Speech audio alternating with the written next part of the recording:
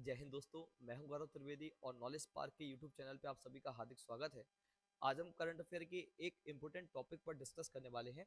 हाल ही में जारी की गई Indian state of forest report ISFR 2023 के बारे में, जिसे भारत वन स्थिति रिपोर्ट 2023 भी कहा जाता है।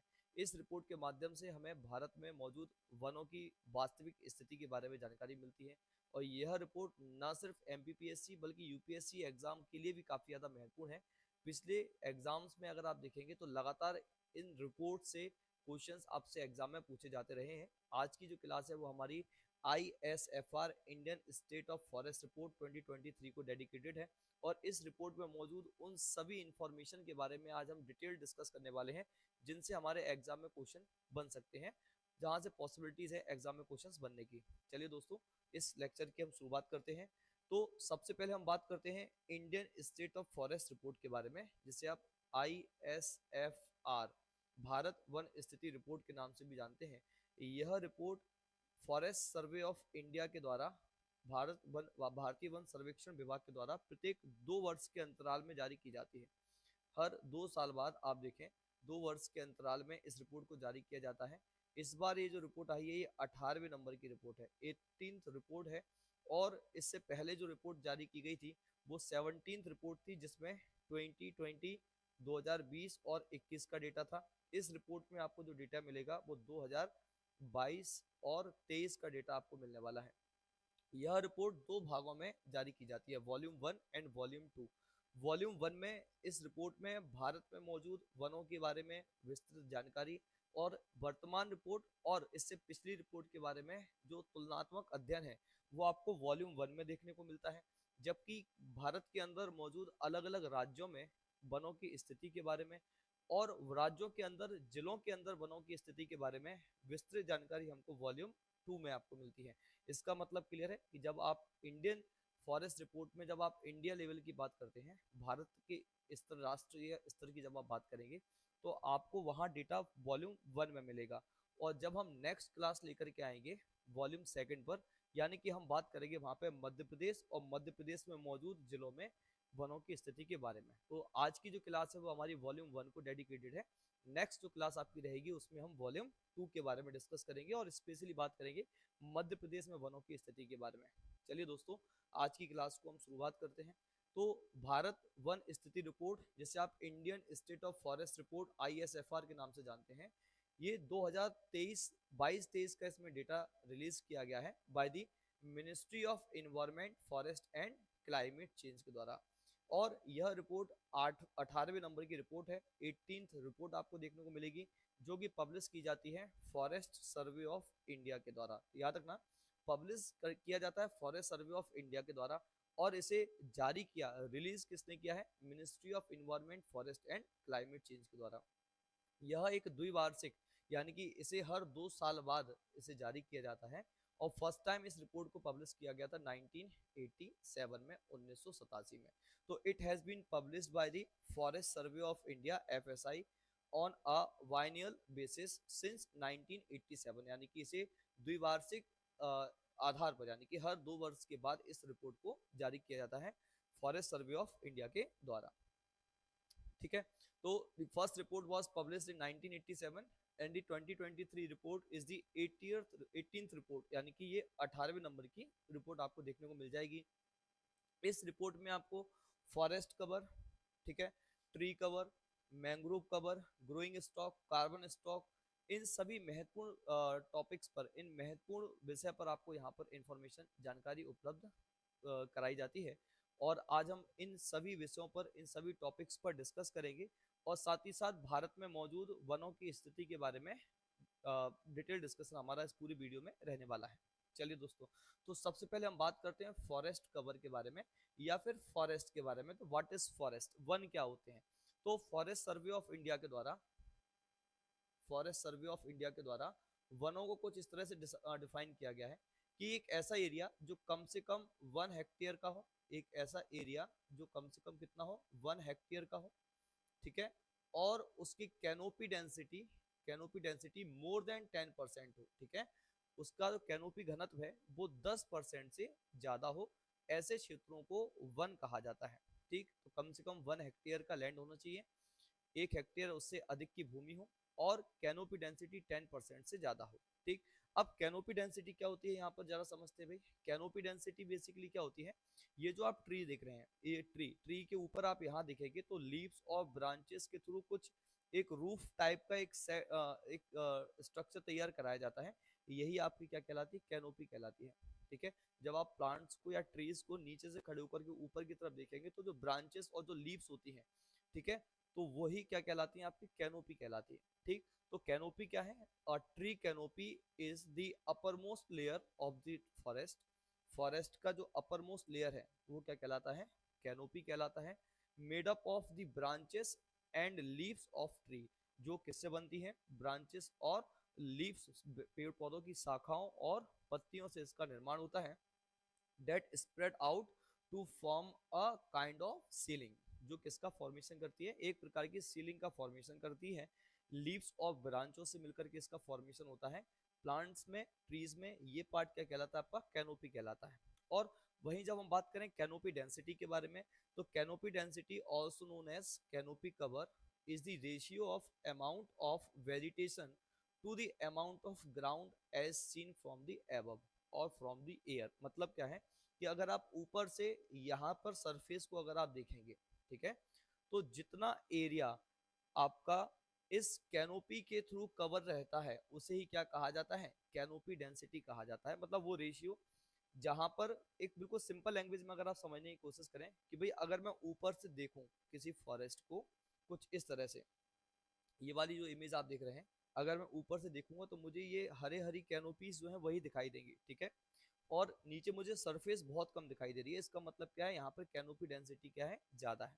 और अगर मुझे सरफेस ज्यादा दिखाई देगी, ये ग्रीनरी कम दिखाई देगी, तो इसका मतलब क्या है, यहाँ कैनोपी डेंसिटी कम है। तो कैनोपी डेंसिटी क्या होती है, canopy density also known as canopy cover is the ratio of the amount of vegetation to the amount of ground as seen from the above. जितनी ज्यादा कैनोपी डेंसिटी होगी ऊपर से उतना ही कम आपको ग्राउंड देखने को मिलेगा। और ये रेशियो कितना होगा भाई, अगर 10% से ज्यादा होता है तो आप देखेंगे वो एरिया क्या कहलाएगा, वो एरिया जो है वो फॉरेस्ट कहलाएगा, according to forest survey of India. और कैनोपी डेंसिटी के आधार पर यहाँ पे फॉरेस्ट को 3 पार्ट्स में डिवाइड किया गया है। ठीक है, सबसे पहले आपको मिलेगा ओपन फॉरेस्ट। ओपन फॉरेस्ट कहा जाता है अगर कैनोपी डेंसिटी मोर देन 10% हो, ठीक है, लेकिन 40% से कम हो, यानी कि 10 to 40% अगर कैनोपी डेंसिटी होती है तो वहां पर आपको ओपन फॉरेस्ट मिल जाते हैं। इसके अलावा आपको मिलेंगे यहाँ पर मॉडरेटली डेंस फॉरेस्ट, जिसको मध्यम सघन वन कहा जाता है, ये खुले वन कहलाते हैं। मॉडरेटली डेंस फॉरेस्ट में आप देखोगे कैनोपी डेंसिटी मोर देन 40% लेकिन लेस देन 70%, यानी कि 40 to 70% अगर कैनोपी डेंसिटी हो, इसका मतलब क्या है कि वो किस टाइप के फॉरेस्ट कहलाएंगे, आपके मॉडरेटली डेंस फॉरेस्ट, इनको मध्यम सघन वन कहा जाता है। और थर्ड होता है आपका वेरी डेंस फॉरेस्ट, इनको अत्यधिक सघन वन कहा जाएगा। यहाँ पे कैनोपी डेंसिटी जो होती है वो 70% से ज्यादा होती है, मोर देन 70%। तो फॉरेस्ट सर्वे ऑफ इंडिया के अकॉर्डिंग आप देखें तो वनों को हमने कितने भागों में बांटा है, वनों को 3 भागों में बांटा है। ओपन फॉरेस्ट खुले वन, मॉडरेटली डेंस फॉरेस्ट जिनको आप मध्यम सघन वन बोलते हैं, और थर्ड आपका हो जाएगा वेरी डेंस फॉरेस्ट जिनको आप अति सघन वन के नाम से जानते हैं। कैनोपी डेंसिटी 10% से 40% होगी तो 10 to 40% ओपन फॉरेस्ट कहलाएगा, 40 to 70% मॉडरेटली डेंस फॉरेस्ट कहलाएगा, एंड अगर कैनोपी डेंसिटी मोर देन 70% रहेगी तो क्या कहलाएगा, वो आपका वेरी डेंस फॉरेस्ट कहलाता है। कैनोपी डेंसिटी और कैनोपी का मीनिंग समझ में आ गया ना, कोई दिक्कत तो नहीं। सिंपल लैंग्वेज में भाई अगर मैं सरफेस पे खड़े होकर के पेड़ की तरफ देखता हूँ तो मुझे जो भी ब्रांचेस और लीव्स की तरफ से या लीव्स से फॉर्म हुआ एरिया मुझे मिलता है तो उसे क्या कहा जाएगा, कैनोपी। ठीक है, और अगर मैं ऊपर से देखूं यानी कि एयर से अगर मैं देखता हूं तो मुझे जितना कम लैंड सरफेस दिखाई देता है, जितनी ज्यादा मुझे ग्रीनरी दिखाई देगी तो वो कहलाएगा उतना ही कैनोपी डेंसिटी उसकी कहलाती है। ठीक है, जितना ज्यादा ग्रीनरी होगी उतना ही ज्यादा कैनोपी डेंसिटी वहां पर कंसीडर की जाती है। ठीक है, तो फॉरेस्ट सर्वे ऑफ इंडिया के अकॉर्डिंग फॉरेस्ट क्या होता है भाई, तो फॉरेस्ट एक ऐसा एरिया होता है जो कम से कम 1 हेक्टेयर लैंड का हो और कैनोपी डेंसिटी 10% से ज्यादा हो। ठीक है, तो एक सिंपल डेफिनेशन आप देखेंगे, land more than 1 hectare in area with a tree canopy and density of more than 10%, उसे क्या कहा जाएगा, फॉरेस्ट कहा जाएगा। ऑफ फॉरेस्ट कवर एरिया, यानी कि जो भी एरिया फॉरेस्ट के अंडर आता है, जो मोर देन 10% कैनोपी डेंसिटी के अंडर आएगा, वही क्या कहलाएगा, आपका फॉरेस्ट कवर कहलाता है। ठीक है, तो क्लासिफिकेशन ऑफ फॉरेस्ट हमने बात की। Very dense forest, canopy density more than 70%। Moderately dense forest, canopy density more than 40 to 70%। And open forest आपके कितने कहलाएंगे, कैनोपी डेंसिटी विथ 10 to 40%। और लेस देन 10% कैनोपी डेंसिटी होगी तो वो क्या कहलाएंगे, आपके सर्ब्स कहलाते हैं। ठीक है, इतनी कहानी क्लियर है। और यहाँ पर याद रखना कि जो डेटा आपने कलेक्ट किया है वो आपके रिमोट सेंसिंग सैटेलाइट्स का यूज करके आपने ऐसे डेटा को कलेक्ट किया है। तो डेटा सोर्स क्या है, utilising satellite imagery from ISRO's LIS third sensor on IRS Resourcesat satellite. तो इसमें हमने रिसोर्ससेट सैटेलाइट का यूज किया है। रिमोट सेंसिंग सैटेलाइट है जो कि डेटा को कलेक्ट करने के काम में आता है। ठीक है, तो यहाँ पे हमने बात की अभी तक किसके बारे में, फॉरेस्ट कवर के बारे में। नाउ आपको इस रिपोर्ट में ऐसा ही एक टर्म यूज किया जाएगा जिसको कहा जाएगा ट्री कवर। ट्री कवर से पहले अगर हम बात करें कि फॉरेस्ट रिपोर्ट के अंदर जो वेरी डेंस फॉरेस्ट मेंशन किए गए हैं, बताए गए हैं, उसमें अगर आप देखेंगे तो इंडिया में टोटल वेरी डेंस फॉरेस्ट आपको कितना परसेंट मिलता है, 3.04% आपको कितना मिलेगा, forest cover very dense forest आपको मिलता है। मॉडरेटली डेंस फॉरेस्ट MDF की अगर आप बात करें तो वो कितना परसेंट एरिया हमारे यहाँ, 9.33% आपको मॉडरेटली डेंस फॉरेस्ट इंडिया में मिलते हैं। और फिर आपको मिलेगा ओपन फॉरेस्ट। ओपन फॉरेस्ट की हम बात करें तो 9.34% आपको इंडिया में क्या मिलते हैं, खुले वन मिलते हैं।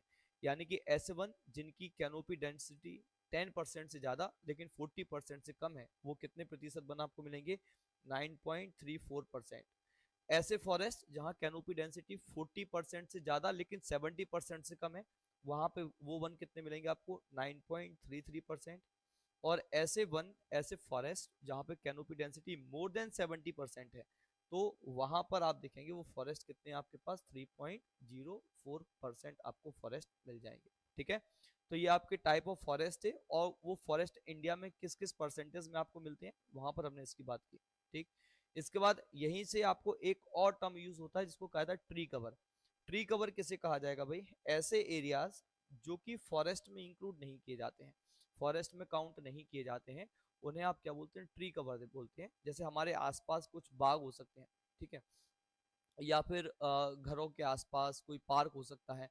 ठीक है, घरों में भी हमारे कई सारे ट्रीज लगे रहते हैं, तो उनके थ्रू जो एरिया कवर किया जाता है वो आपका ट्री कवर कहलाता है। ठीक है, तो ट्री कवर क्या होता है, include all patches of trees occurring outside the recorded forest area, यानी कि ऐसे एरियाज जो रिकॉर्डेड फॉरेस्ट एरिया के बाहर होते हैं, वो पैचेस जहां पर इधर उधर स्कैटर्ड फॉर्म में आपको ट्रीज मिल जाते हैं, उनके थ्रू जो एरिया कवर होता है उसे ट्री कवर कहा जाता है। ठीक है, which are of size less than 1 hectare, जिनका साइज 1 हेक्टेयर से कम होता है उन्हें क्या कहा जाएगा, ट्री कवर कहा जाता है। इसके अलावा रिकॉर्डेड फॉरेस्ट एरिया क्या होता है, area recorded as a forest in government record, यानी कि जिनको गवर्नमेंट रिकॉर्ड में रिकॉर्ड के फॉर्म में रखा जाता है उन्हें क्या कहा जाएगा, रिकॉर्डेड फॉरेस्ट एरिया कहा जाता है।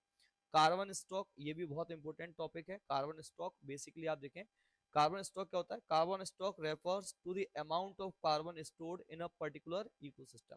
किसी भी एक इकोसिस्टम में, हमारे यहाँ अगर आप फॉरेस्ट की बात करें, फॉरेस्ट इकोसिस्टम में प्लांट्स फोटोसिंथेसिस प्रोसेस के थ्रू क्या करते हैं, कार्बन डाइऑक्साइड को एटमॉस्फेयर से एब्जॉर्ब करते हैं।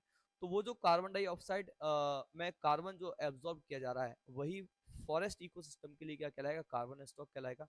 इसके अलावा कार्बन स्टॉक का काम हमारे सीज ओशियंस भी करते हैं, समुद्र और महासागर भी करते हैं। तो कार्बन स्टॉक क्या है, तो carbon stock refers the amount of carbon stored in a particular ecosystem. It is sometimes referred to as a carbon pool, इसे आप क्या बोलते हैं, कार्बन पूल भी बोल देते हैं। कार्बन स्टॉक और carbon pool measured in a unit of carbon dioxide equivalent, इसको आप किसमें मेजर करते हैं, आप इसको CO2 के के फॉर्म में मेजर करते हैं, carbon dioxide equivalent, also called और also known as CO2e।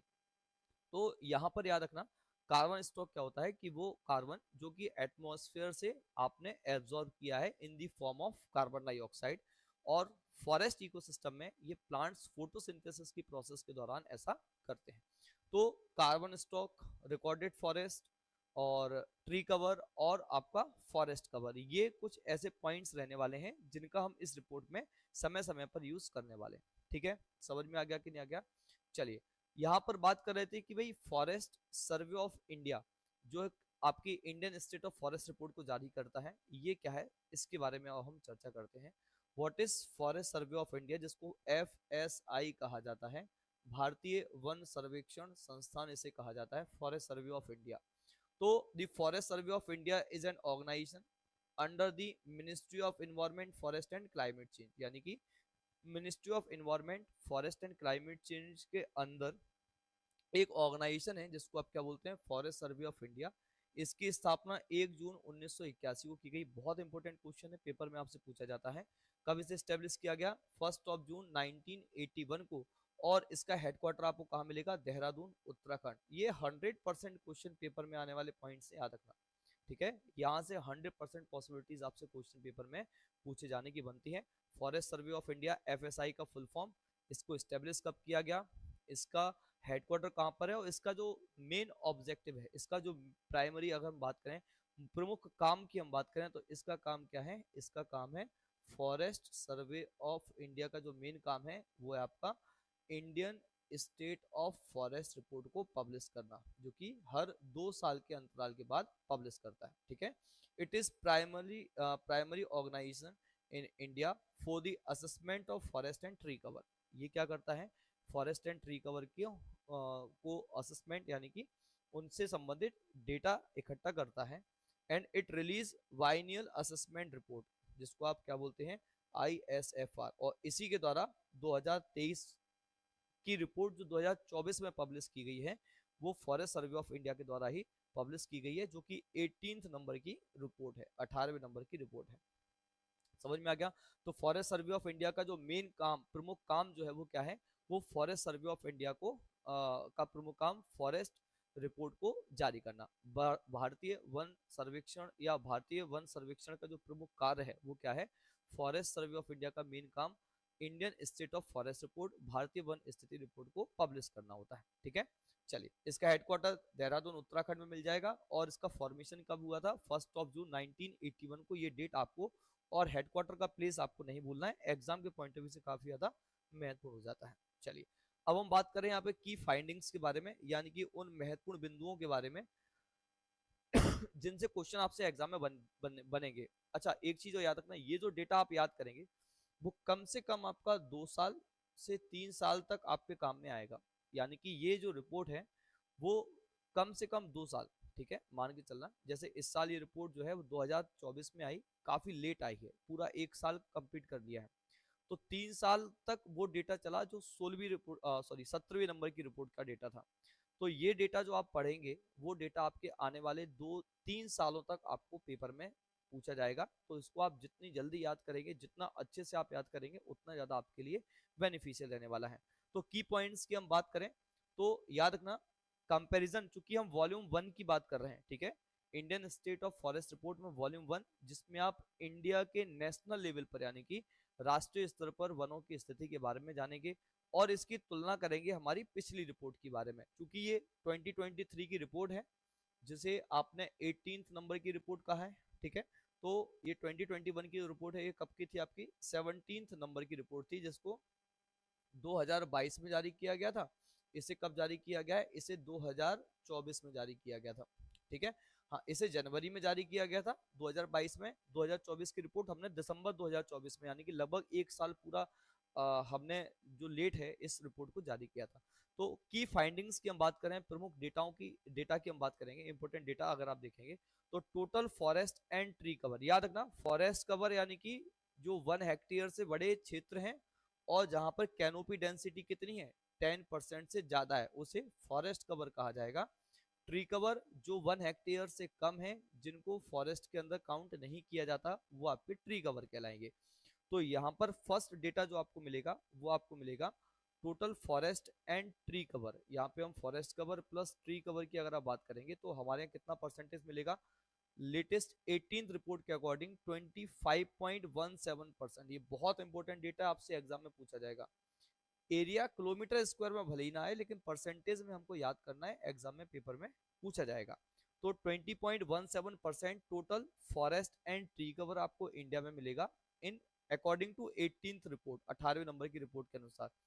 Kilometre में अगर आप देखेंगे तो 8,27,357 किलोमीटर स्क्वायर में मिलता है। किलोमीटर में याद करने की बिल्कुल जरूरत नहीं है, परसेंटेज हमको भूलना नहीं है, ये बात आपको याद रखनी है। जो कि आपकी जो 17th रिपोर्ट थी उसमें कितना परसेंट था, 24.62%। यानी कि कुछ परसेंट की हम बात करें, आपका यहाँ पर इंक्रीज हुआ है total forest cover and tree cover में। बहुत ज्यादा इंक्रीज नहीं हुआ, लेकिन कुछ थोड़ा सा इंक्रीज हुआ है, ठीक है। नेट फॉरेस्ट कवर की हम बात कर रहे हैं, यहाँ पर सिर्फ फॉरेस्ट कवर आप देखेंगे तो वो कितना परसेंट है, 21.76%, ठीक है। किलोमीटर आप याद ना करें, चल जाएगा। और 17th रिपोर्ट में कितना था, 21.71%, यानी कि 0.05% जो है वो इंक्रीज हुआ है। बहुत मामूली अंतर है, इंक्रीज हुआ है लेकिन, ठीक है। वहीं हम बात करेंगे सिर्फ आपका नेट ट्री कवर, ठीक है। तो ट्री कवर कितना है आपका, 3.41%, ठीक है। ट्री कवर कितना आपका 3.41%। और लास्ट रिपोर्ट्स की हम बात करें, 17 रिपोर्ट में कितना था, 2.91%। इसका मतलब क्या है, forest cover and tree cover दोनों ही इंक्रीज हुए हैं। ओवरऑल कितना परसेंट हो गया है, 25.17%। पहले कितना था, 24.62%। यानी कि यहाँ पे हम 17th रिपोर्ट की बात कर रहे हैं, ये आपका 18th रिपोर्ट का डेटा है। इतनी कहानी क्लियर है। टोटल मैंग्रोव फॉरेस्ट की हम बात करें, ये आपके एग्जाम में पेपर में पूछा जाएगा, क्योंकि इस बार मैंग्रोव कवर में आपको कमी देखने को मिली है। मैंग्रोव कवर हमारे डिक्रीज हुए हैं लास्ट 2 इयर्स की हम बात करें। तो दी टोटल मैंग्रोव कवर्स हम बात करें तो कितने किलोमीटर स्क्वायर हो गए, 4,992 किलोमीटर स्क्वायर, 4,992 किलोमीटर स्क्वायर में फॉरेस्ट कवर हमारे रह गए हैं। पहले कितने थे हमारे, 4,999 किलोमीटर स्क्वायर। ये आपका पहले का full forest mangrove forest cover था। मैंग्रोव फॉरेस्ट कहाँ पर मिलते हैं आपको, ये आपको कोस्टल एरियाज में मिलते हैं, या फिर रिवर माउथ वाले एरियाज में, जहां पर सी और रिवर माउथ आपको मिलते हैं, ठीक है। तो फॉरेस्ट कवर मैंग्रोव की हम बात करें, उनमें आपको कमी देखने को मिली है। जबकि ट्री कवर और फॉरेस्ट कवर की हम बात करें, वहां पर आपको कमी, आपको वृद्धि देखने को मिली है। वृद्धि बहुत ज्यादा नहीं है, बहुत ज्यादा आपको इंक्रीज नहीं मिलेगा, लेकिन हाँ कुछ परसेंटेज की हम बात करें, बहुत हल्का परिवर्तन आपको यहाँ पर वृद्धि के रूप में देखने को मिलेगा। तो ये आपकी मेजर की फाइंडिंग्स थी। अब हम और डेटा की हम बात करेंगे। तो top state with largest forest and tree cover, भाई ये बहुत इंपॉर्टेंट है, पेपर में आपसे पूछे जाने की पॉसिबिलिटी ज्यादा है, ठीक। तो top state with largest forest and tree cover, paper में आपको जब भी क्वेश्चन पूछा जाएगा तो आपको एक चीज पर विशेष ध्यान देना है, कि वो फॉरेस्ट कवर पूछ रहा है या ट्री कवर पूछ रहा है, या फिर दोनों पूछ रहा है। दोनों पूछेगा तो फॉरेस्ट एंड ट्री कवर पूछेगा, और अगर कोई एक पूछेगा तो या तो वो फॉरेस्ट कवर या फिर वो ट्री कवर, ठीक है। तो यहाँ पे आपको जो डेटा मिलेगा वो मिलेगा top states with largest forest and tree cover. तो एरिया वाइज अगर आप देखें तो हमेशा से मध्य प्रदेश सबसे बड़ा वनों का राज्य रहा है। क्षेत्रफल के आधार पर अगर आप बात करेंगे तो मध्य प्रदेश आपको लार्जेस्ट फॉरेस्ट कवर के साथ पहले नंबर पर आपको मिल जाएगा। एरिया वाइज अगर आप बात करेंगे तो मध्य प्रदेश में जो वन आवरण है, यानी कि जो फॉरेस्ट कवर है और ट्री कवर है, वो कितने किलोमीटर स्क्वायर का है, 85,724 किलोमीटर स्क्वायर का, ठीक है। सेकंड नंबर पे आप देखेंगे तो आपको मिलेगा अरुणाचल प्रदेश, और थर्ड पर आपको क्या मिलेगा, महाराष्ट्र। तो top 3 states with largest forest and tree cover areas, ठीक, वो कितना है आपका, मध्य प्रदेश, अरुणाचल प्रदेश एंड महाराष्ट्र। जबकि आप बात करेंगे परसेंटेज के बेसिस पर, ठीक है। और परसेंटेज वाइज अगर आप देखेंगे तो लार्जेस्ट स्टेट आपको मिलेगा Lakshadweep, 92% forest and tree cover आपको यहाँ मिल जाएगा। सेकंड आपको मिलेगा मिजोरम, एंड थर्ड आपका Andaman and Nicobar group of islands. तो ये आपके परसेंटेज बेसिस पर है, ठीक है। तो परसेंटेज वाइज लार्जेस्ट स्टेट कौन सा है, लक्षद्वीप, देन मिजोरम और अंडमान एंड निकोबार आइलैंड। जबकि एरिया वाइज आप बात करेंगे तो एरिया वाइज क्या मिलेगा आपको, मध्य प्रदेश, अरुणाचल प्रदेश एंड महाराष्ट्र। क्लियर इतनी कहानी। चलिए अब हम बात करेंगे यहाँ पर अगले टॉपिक के बारे में। नेक्स्ट आप देखेंगे तो top state with largest forest cover, यहाँ पे सिर्फ और सिर्फ फॉरेस्ट कवर की बात की जा रही है। Top states with largest forest cover में आप देखेंगे तो फर्स्ट पे आपको मध्य प्रदेश मिल जाएगा, वही एरिया वाइज फर्स्ट पे आपको क्या मिलेगा, मध्य प्रदेश, सेकंड पर है आपका अरुणाचल प्रदेश और थर्ड पर मिलेगा आपको छत्तीसगढ़। ये एरिया वाइज सिर्फ फॉरेस्ट कवर की बात की जा रही है, ठीक है। और वहीं जब आप परसेंटेज वाइज देखेंगे तो लार्जेस्ट फॉरेस्ट कवर एरिया वाला स्टेट मतलब परसेंटेज एरिया वाला स्टेट आपको मिलेगा लक्षद्वीप 91.33%, मिजोरम एंड अंडमान एंड निकोबार, ये सिर्फ फॉरेस्ट कवर वाला है, ठीक है। और इससे पहले जो हमने टैली देखी थी वो आपकी फॉरेस्ट एंड ट्री कवर दोनों के बारे में थी। नाउ अब हम बात करेंगे यहाँ पर next top state with largest tree cover. यहाँ पे आपको जो डेटा मिलेगा वो सिर्फ किसको फोकस करके मिलेगा, ट्री कवर को। तो एरिया वाइज अगर आप देखेंगे तो सबसे ज्यादा ट्री कवर आपको महाराष्ट्र में मिलेंगे 14,524 किलोमीटर स्क्वायर एरिया में, 14,524 किलोमीटर स्क्वायर एरिया में। राजस्थान सेकंड नंबर पर आता है एंड थर्ड आपको मिलेगा उत्तर प्रदेश। ओनली हम बात करें किसके बेसिस पर, ट्री कवर के बेसिस पर, ठीक है। नाउ हम बात करेंगे परसेंटेज वाइज। परसेंटेज वाइज आप देखेंगे तो चंडीगढ़ जो है वो फर्स्ट नंबर पर आ जाएगा विथ 18.58% कवर के साथ, ट्री कवर के साथ। सेकंड पर आपको मिलेगा दिल्ली, फर्स्ट पे आपका चंडीगढ़ और थर्ड पर आपको मिल जाएगा केरला, ठीक। ये जो डेटा आपको मिला ये सिर्फ और सिर्फ किसके बारे में बताता है, ट्री कवर के बारे में बताता है। तो मैक्सिमम ट्री कवर एरिया आपको कहाँ मिलेगा, महाराष्ट्र में, ठीक है। जबकि फॉरेस्ट कवर एरिया कहाँ मिलेगा आपको, मध्य प्रदेश में। And tree and forest cover area कहाँ मिलेगा आपको, मध्य प्रदेश में, ठीक। तो ये डेटा आपके इंडिविजुअल था ट्री कवर के बारे में। अब हम बात करेंगे top states with increases and decreases in forest and tree cover. ये डेटा आपके एग्जाम के लिए बहुत इंपॉर्टेंट है। यहाँ से क्वेश्चन आपसे पेपर में पूछा जाएगा कि total forest and tree cover में सबसे ज्यादा इंक्रीज कहाँ पर हुआ है, सबसे ज्यादा डिक्रीज कहाँ हुआ है। तो सबसे पहले हम बात कर रहे हैं maximum rise in forest and tree cover, यानी ऐसे एरियाज जहां पर फॉरेस्ट एंड ट्री कवर में सबसे ज्यादा वृद्धि हुई है। कौन कौन से हैं, फर्स्ट आपको मिलेगा छत्तीसगढ़, जहां पर 683 किलोमीटर स्क्वायर एरिया में ट्री कवर और फॉरेस्ट कवर में वृद्धि हुई है। याद रखना एंड लगा हुआ है ना, यानी कि हम इन दोनों को ही इंक्लूड कर रहे हैं, फॉरेस्ट कवर को भी और ट्री कवर को भी। तो maximum rise in forest and tree cover, तो फर्स्ट पे आपको मिलेगा छत्तीसगढ़, छत्तीसगढ़ में सबसे ज्यादा फॉरेस्ट एंड ट्री कवर में वृद्धि हुई है। सेकंड आपको मिलेगा उत्तर प्रदेश 559 किलोमीटर स्क्वायर में, किलोमीटर याद नहीं करना है, केवल फर्स्ट वाले का याद कर लेना, बाई चांस पेपर में आ जाए, लेकिन सीक्वेंस आपको पूरा याद रखना है। पहले पर आपको छत्तीसगढ़, दूसरे पर उत्तराखंड, तीसरे पर आपको मिलेगा उड़ीसा और फोर्थ पर आपको मिलेगा राजस्थान। वहीं जब हम बात करें maximum decrease in forest and tree cover, तो भाई ये मध्य प्रदेश के लिए बहुत अच्छी बात नहीं है। मध्य प्रदेश इस बार टॉप पर रहा है सबसे ज्यादा कमी होने में, ठीक है। तो सबसे मैक्सिमम डिक्रीजेस की हम बात करें, सबसे ज्यादा कमी जब जिस स्टेट में दर्ज की गई है उसमें पहले पर आपको मिलेगा मध्य प्रदेश। मध्य प्रदेश में सबसे ज्यादा वन और वृक्ष आवरण क्षेत्र है तो forest and tree cover area wise है, लेकिन सबसे ज्यादा कमी भी मध्य प्रदेश में ही 18वीं रिपोर्ट में दर्ज की गई है, ठीक है। तो मध्य प्रदेश में 612 किलोमीटर स्क्वायर एरिया में सबसे ज्यादा कमी हुई है। इसके अलावा दूसरे नंबर पे आपको मिलेगा कर्नाटक, तीसरे पर आपको मिलेगा लद्दाख और चौथे पर आपको मिलेगा नागालैंड। तो ये वो स्टेट हैं जहां पर कमी दर्ज की गई सर्वाधिक, और ये वो स्टेट हैं जहां पर सबसे ज्यादा इंक्रीज यानी कि वृद्धि दर्ज की गई। ये बहुत इंपॉर्टेंट है आपके एग्जाम के पॉइंट ऑफ व्यू से, ठीक है। नाउ अब हम बात करेंगे state with maximum changes in forest cover.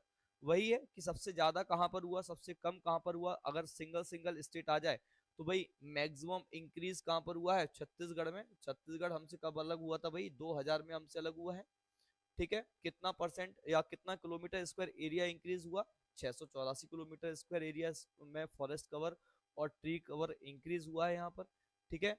Forest cover increase हुआ है। जबकि आप मैक्सिमम डिक्रीजेस की हम बात करें तो वो कहां पर हुआ है आपका, मध्य प्रदेश में, ठीक है। सबसे ज्यादा वृद्धि कहां दर्ज की गई, छत्तीसगढ़ में। सबसे ज्यादा कमी कहां दर्ज की गई, मध्य प्रदेश में। ये पॉइंट आपको यहाँ पर याद रखना है।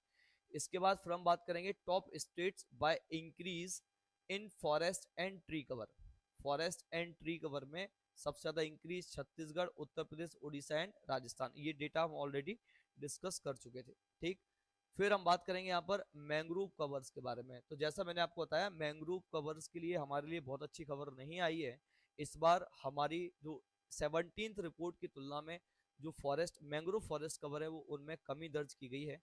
और ये जो कमी आप देखोगे, total mangrove cover is 4991.62 kilometre square, जिसको आप ऑलमोस्ट कितना लिख रहे हैं, 4992 किलोमीटर स्क्वायर मान के चल रहे हैं, ठीक है, which accounts for 0.15% of the countries total geographical area. Total mangrove cover आपको कितने मिलेंगे, 0.15% आपको ओवरऑल कंट्री के, इंडिया के ज्योग्राफिकल एरिया का मिलता है। हमारे यहाँ इस बार कमी दर्ज की गई है, लगभग 7 किलोमीटर स्क्वायर क्षेत्रफल में हमको मैंग्रोव की कमी, मैंग्रोव फॉरेस्ट कवर में हमको कमी देखने को मिली है, ठीक है। Total mangrove cover 4992 kilometre square है, जो कि 0.15% है इंडियन ज्योग्राफिकल एरिया का। नेट मैंग्रोव कवर डिक्रीज की हम बात करते हैं तो 7.43 किलोमीटर स्क्वायर का एरिया जो है फॉरेस्ट कवर का कम हुआ है, मैंग्रोव फॉरेस्ट कवर का कम हुआ है। तो ये पॉइंट आपका एग्जाम, चूंकि इन्वायरमेंटल पॉइंट ऑफ व्यू से हम बात करें, मैंग्रोव कवर जो है वो बहुत ज्यादा इंपॉर्टेंट हो जाता है। तो कमी भले ही कम दिखाई दी गई हो, 7 किलोमीटर की है, लेकिन इसके मायने हमारे लिए बहुत बड़े हो सकते हैं, ठीक है।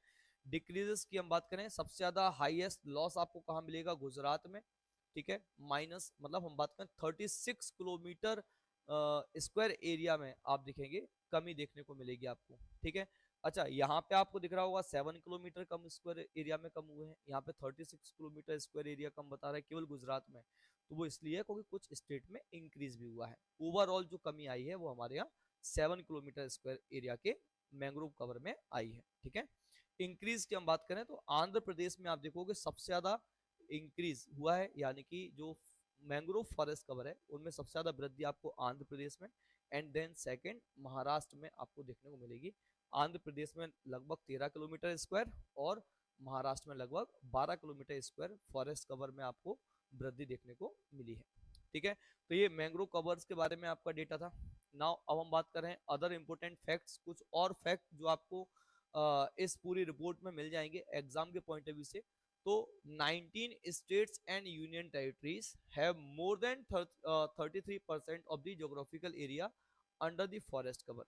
देखिए, हमारी जो फॉरेस्ट पॉलिसी आई थी 1988 की फॉरेस्ट पॉलिसी अभी हमारे यहाँ चल रही है, ठीक है, हालांकि इसमें अमेंडमेंट हो चुका है बीच में, लेकिन 1988 की जो फॉरेस्ट पॉलिसी आई थी, ड्राफ्ट तैयार हो चुका है नई का, अभी उसको पब्लिश नहीं किया गया, तो अभी हमारा 1988 की फॉरेस्ट पॉलिसी ही लागू है। इसमें हमने, हमारा जो एम है वो इंडिया के टोटल ज्योग्राफिकल एरिया पर कम से कम 33% पर, यानी कि 33% पर फॉरेस्ट कवर करना है, ठीक है।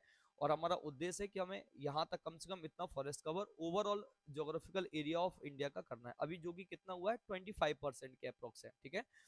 तो 33% फॉरेस्ट कवर वाले कितने स्टेट्स और यूनियन टेरिटरी है हमारे पास, 19 states have more than 33% of the geographical area under the forest cover, ठीक है।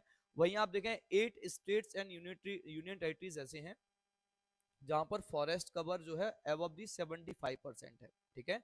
ऐसे स्टेट जहां पे फॉरेस्ट कवर 75% से ज्यादा है वो कितने हैं, 8 ऐसे आपको राज्य और यूनियन टेरिटरी मिल जाएंगे, लाइक मिजोरम, लक्षद्वीप, अंडमान निकोबार आइलैंड, अरुणाचल प्रदेश, नागालैंड, मेघालय, त्रिपुरा, मणिपुर। ये ऐसे स्टेट हैं जहां पर फॉरेस्ट डेंसिटी जो है वो कितना है, मोर देन 75% है। 33% से ज्यादा 19 स्टेट्स एंड यूनियन टेरिटरीज हमको मिल जाएंगे आउट ऑफ 36। अभी आप देखें तो हमारे पास कितने स्टेट्स एंड यूनियन टेरिटरीज आपको मिलेंगे, 36, 28 स्टेट्स मिल जाएंगे और 8 आपको यूनियन टेरिटरीज मिल जाते हैं, ठीक है। Total forest and tree cover in the north eastern region, जो हमारे पूर्वोत्तर राज्य हैं, नॉर्थ ईस्टर्न स्टेट्स हैं, जिनको आप सेवन सिस्टर्स के नाम से जानते हैं, उनका ओवरऑल ज्योग्राफिकल एरिया के अकॉर्डिंग आप देखें तो जो आपका total forest and tree cover है वो कितना है आपका, 67% है।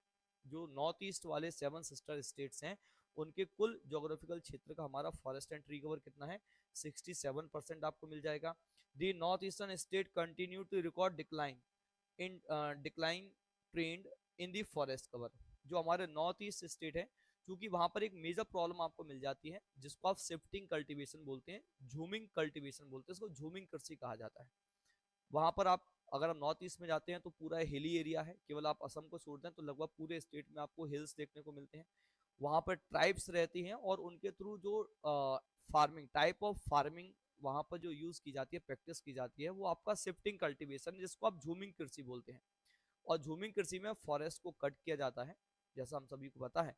तो वहां पे फॉरेस्ट कवर में आपको डिक्लाइन देखने को मिलता है, और ये ट्रेंड काफी समय से चला आ रहा है। तो north eastern states continue to record the declining trend in forest cover.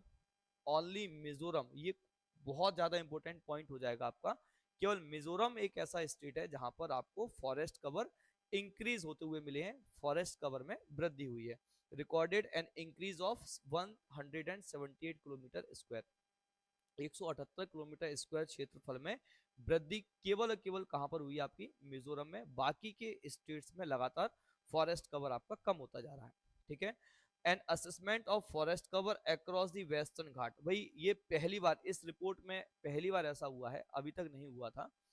पहली बार हमने वेस्टर्न घाट के फॉरेस्ट कवर को क्या किया है, डिटेल्ड उसको एनालिसिस किया है, उससे डेटा जो हमने कलेक्ट किया है, और उस डेटा के अकॉर्डिंग आपने ये देखा है कि सिंस 2013 यानी कि 2013 से लेकर के अब तक यहाँ पर फॉरेस्ट कवर आपको कम होते हुए मिले हैं। Loss of 58.22 kilometre square forest cover, यानी कि लगभग 58 किलोमीटर स्क्वायर का फॉरेस्ट कवर का लॉस हुआ है 2023 से, यानी कि 2013 से लेकर के 2023 तक, यानी कि जो लास्ट 10 इयर्स की हम बात करेंगे, तो उसमें कितना फॉरेस्ट कवर कम हुआ है आपका, 58.22% फॉरेस्ट कवर आपको वेस्टर्न घाट में देखने को मिला है, जो कि बायोडाइवर्सिटी के पॉइंट ऑफ व्यू से काफी ज्यादा इंपॉर्टेंट है। लगातार वहां पर फ्लड्स, अभी रिसेंटली आपने देखा था कि वहां पर लैंडस्लाइड भी हुआ था, तो उनका कहीं ना कहीं पीछे जो रीजन माना जाता है वो फॉरेस्ट और डिफॉरेस्टेशन ही माने जाता है। ठीक है। तो ये आपके अदर इंपोर्टेंट फैक्ट्स थे जो आपसे एग्जाम में पूछे जाते रहे हैं। यहाँ पे हम कार्बन स्टॉक की बात करते हैं। कार्बन स्टॉक जो है वो कितना हो चुका है हमारा, 30.43 बिलियन हो चुका है, बिलियन टन। ठीक है। तो कार्बन स्टॉक क्या होता है, मैंने आपको ऑलरेडी बता दिया है कि डिफरेंट डिफरेंट इकोसिस्टम में कार्बन को जिस फॉर्म में एब्जॉर्ब किया जाता है, सिंक किया जाता है, वो क्या कहलाता है, कार्बन स्टॉक कहलाता है। फॉरेस्ट के थ्रू भी होता है, ओशियंस के थ्रू भी होता है। तो the carbon stock refers to the amount of carbon stored in a particular ecosystem. ठीक है। It is sometimes referred to as carbon pool, इसे आप क्या बोलते हैं, कार्बन पूल भी बोलते हैं। और इसकी यूनिट क्या है, इसको मेजर करने की, इसकी यूनिट आपको मिल जाएगी कार्बन डाइऑक्साइड इक्विवेलेंट, जिसको आप CO2e के नाम से बताते हैं। ठीक है। तो इंडिया में जो कार्बन स्टॉक है वो कितना हो चुका है, वो 30.43 बिलियन टन हो चुका है, जो कि हमारा एक एस्टिमेट था 2030 तक, 2030 तक यानी 2030 तक कितना करना, कार्बन सिंक को 2.5 टू 3.5 बिलियन टन करना। ठीक है। आप देखेंगे अभी हम ऑलरेडी कितना पहुंच चुके हैं, Indian stock, Indian carbon stock has reach 30.43 billion tons of carbon dioxide equivalent, CO2e से आप इसे रिप्रेजेंट करते हैं। तो इंडिया कार्बन डाइऑक्साइड या कार्बन स्टॉक की हम बात करें तो वहां पर काफी आगे निकल चुका है। ठीक है। तो कार्बन डाइऑक्साइड जो है आप देखें फॉरेस्ट जो है किस तरह से उसे एब्जॉर्ब करते हैं कार्बन को, by the carbon dioxide, forest by absorbing carbon dioxide from the atmosphere for the process of photosynthesis act as a natural sink of carbon. ठीक है।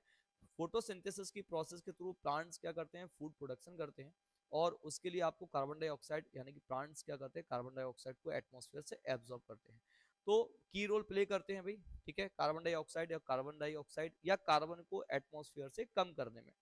तो ये सारा डेटा जो था वो हमारा Indian state of forest report ISFR, जिसको भारत वन सर्वेक्षण रिपोर्ट 2023 कहा गया है, और एग्जाम के पॉइंट ऑफ व्यू से काफी ज्यादा इंपॉर्टेंट हो जाता है।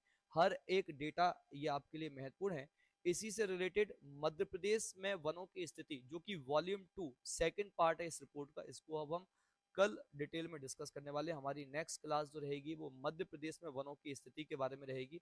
याद रखना आज की जो क्लास है वो मध्य प्रदेश में MBPSC के साथ साथ जितने भी आपके अदर स्टेट्स के एग्जाम है उनके लिए इंपॉर्टेंट है, और UPSC के लिए इंपॉर्टेंट है। प्रीवियस ईयर में आप अगर उठा करके देखेंगे तो पिछली वन रिपोर्टों से बहुत सारे क्वेश्चन आपसे पेपर में पूछे गए हैं, यहाँ से भी क्वेश्चन आपसे पूछे जाएंगे। आगे आने वाले कम से कम 2 से 3 साल क्वेश्चन आपको इसी रिपोर्ट से और इसी डेटा से मिलने वाले हैं। ठीक है, तो आज की क्लास को हम यहीं पे खत्म करते हैं। और अगर आपको ये क्लास अच्छी लगी है तो इस चैनल को सब्सक्राइब करें, वीडियो को लाइक करें, और अपने कमेंट्स के थ्रू मुझे कोई अगर आपको सजेशन देनी है तो आप बिल्कुल मुझे दे सकते हैं, आपका स्वागत है। और आज की क्लास को अब यहीं पे खत्म करते हैं। जय हिंद, जय भारत, मस्त रहें, स्वस्थ रहें, खुश रहें, अपना ध्यान रखें और अपनों का ध्यान रखें।